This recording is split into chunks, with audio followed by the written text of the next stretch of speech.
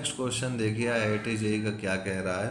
Consider a triangular plot ABC with side AB equal to 7 metre, BC equal to 5 metre, CA 6 metre. A vertical lamp post at the mid point of D of AC subtends an angle 30 degree at B. The height of the lamp post is। थोड़ा सा इस figure बनाते हैं और इस question को सबसे पहले समझने का प्रयास करते हैं। तो यहाँ पर कह रहा है कि कंसीडर कीजिए कि कोई प्लॉट है मेरा, दिस इज प्लॉट ABC। मैं मान लेता हूँ मेरे पास, ऐसे लिखता हूँ ABC, ठीक है, ये मेरा हो गया। अब आगे क्या कह रहा है कि जो AB है वो 7 मीटर है, जो BC है वो 5 मीटर है और जो CA है वो 6 मीटर है। अ vertical lamp post at the mid point of D of AC का मिड पॉइंट मान लिया कि ये है, इसको पॉइंट D से मैंने कर दिया, ये 30 डिग्री बना रहा है, सबटेंड्स एन एंगल 30 डिग्री।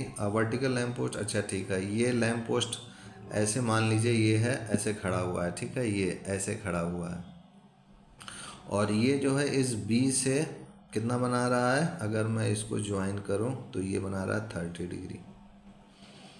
तो height of the lamp post कितनी होगी, यानी DL की हाइट पूछ रहा है, तो ये DLH मैंने मान लिया।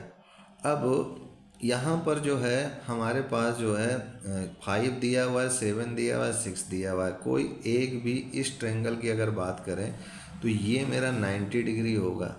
अब इनमें से किसी की भी कुछ भी हाइट वाइट नहीं दी हुई है, ठीक है, तो इसी को हम लोग ज्ञात करने का यहाँ पर प्रयास करेंगे। तो एक तो ये तरीका होगा कि अगर मेरे पास ये, अगर D जो है मेरे पास क्वेश्चन में कह रहा है कि ये जो है मिड पॉइंट है D, अगर D मिड पॉइंट है तो ये भी 3 होगा यहाँ से यहाँ तक और ये भी 3 होगा, और जब ये 3 होगा तो इससे मैं आसानी से ये BD निकाल सकता हूँ। कैसे निकाल सकता हूँ, अच्छा ये तो मुझे गिवन नहीं है कि ये एंगल 90 होगा, ये तो गिवन नहीं है ना, गिवन में है, कह रहा है इतना कि ये जो है मिड पॉइंट है, ये जो BD है ये D है, मिड पॉइंट है AC का, तो ये ज्वाइन करेंगे तो कह नहीं सकते कि ये 90 होगा कि नहीं। लेकिन ये जो टावर है, ये जो टावर है ये इस टाइप से है सिचुएटेड है, तो ये तो कंफर्म है कि ये जो एंगल बन रहा है ये 90 होगा। तो ये मैंने, ये टावर है मेरा, यहाँ से ये जो एंगल बन रहा है 90 डिग्री है। तो यहाँ पर जो है ऐसे सिचुएशन में अगर मुझको ये 90 दिया होता तो मैं ये पता कर लेता और इससे फिर आसानी से H निकाल लेता, लेकिन मुझको ये तो दिया नहीं है 90 डिग्री, तो मैं यहाँ पर क्या करूँगा, क्लास 10th का अपोलोनियस थ्योरम यूज़ करूँगा। तो यहाँ पर लिखूँगा by Apollonius theorem. Apollonius theorem क्या कहता है मेरे पास कि 2 टाइम्स ऑफ BD स्क्वायर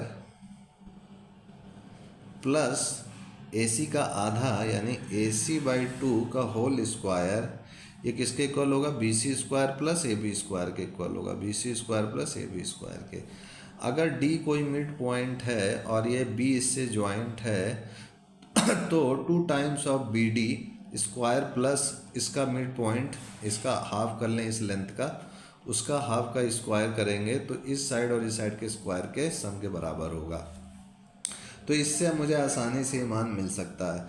तो मैं क्या करता हूँ कि ये हो जाएगा ट्वाइस, अब ये BC तो मुझको पता है 5 का स्क्वायर यानी 25 हो जाएगा, और AC यानी AC ये 6 है, 6 का आधा 3 का स्क्वायर यानी 9 हो जाएगा, और BC मेरे पास फिर से है, ये मेरा BD है, सॉरी ये BD है, मैं इसको BC समझ रहा, BD जो है मेरा मान लेता हूँ कि ये X है, तो ये जो है X स्क्वायर हो जाएगा, ठीक है, और BC ये हो गया, BC यानी 5 का स्क्वायर यानी 25, और AB स्क्वायर यानी AB यानी 7 का स्क्वायर यानी 49 हो जाएगा।